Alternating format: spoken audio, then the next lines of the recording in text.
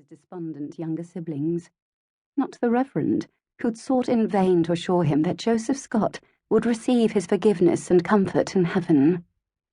A boy standing on the cusp of manhood, impotent in his rage, Tobin had been propelled by a primal need to be there, to witness the injustice, to have it scored into his mind's eye and into his soul, so that he would never forget, never forgive. But until this moment, he thought he'd been irrevocably numb to it. He dismounted and crouched down, and concentrated on finding the breath that had been snatched from his lungs. He closed his eyes and tried desperately not to replay the events of that horrific day, or to envision his father twisting all over again. Yet the images came at him hard and fast. The day had been bright, warm and cloudless, much like this day. Tobin had stood on a horse trough so that he'd been able to see over the heads of the onlookers, his hat pulled low over his eyes. His heart had beat out of his chest as the clergyman had offered his father a last word. His father had declined, and Tobin had been furious with him. Furious! That had been his moment to shout that he'd not stolen the Countess's jewels, that he'd been unjustly accused and convicted. It had been the moment he should have condemned them all for their stupidity and prejudice. But his father had remained intolerably silent. With the crowd jeering, the clergyman had recited the Lord's Prayer, while the hangman had covered his father's face with a black hood, then fitted the noose around his neck. He'd helped his father, as if he'd been infirm, onto the block. And then he'd kicked the block out from under his feet, at the same moment that two men had hauled his father up by his neck. His father had twisted at the end of that rope, his legs kicking madly, desperately seeking purchase, and finding nothing there to save him.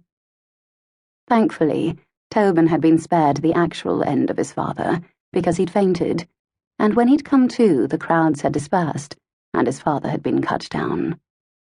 Tobin had found himself lying on the walk, his nose bloodied from his fall, collapsed under the weight of horrific grief. The unconscionable crime that had been committed against his family had indelibly marked his soul. He'd lost all his innocence and hopefulness.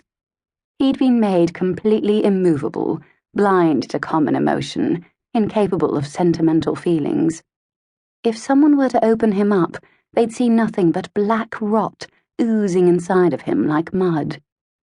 The only emotion Tobin felt anymore was revenge. And it was the reason why he'd finally returned to Hadley Green. Tobin mounted his horse and turned onto an old, rutted road that, if memory served, skirted the village and avoided the green.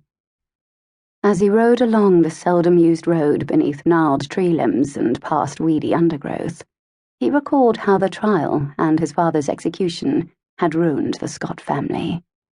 Tobin, his mother, his sister Charity, and his brother Reuben had become pariahs. They'd been the offspring of the man who'd been accused of stealing priceless jewels from the beloved, alluring Countess of Ashwood. Jewels that had never been recovered, of course, because Tobin's father had not taken them and had not been able to say where they'd gone. Joseph Scott had been a good, honest man. He'd been a master woodcarver, and with his death, his family had been left with no income. They'd become wards of the church, living on the charity of the parishioners. A proud woman, Tobin's mother had not been able to abide the censure of a society in which she'd once been a respected member, nor had she been able to abide charity. So she'd decided to move her family to London a few weeks after her husband's death. On the day they'd carried their bags to the centre of town and awaited the London coach, the Ashwood coach, with its red plumes and gold scrolls, had rolled down High Street and come to a stop outside a cluster of shops. As the Scotts had watched, a liveried coachman had opened the door, and out had hopped Miss Lily Boudine in a pale blue frock. Her black shoes had been polished to a sheen, and her hair had been held up with the sort of velvet ribbons that Charity had coveted through the window of Mrs. Langley's dress shop. Lily Boudine had waited for the coachman to hand down a woman Tobin had known to be her governess.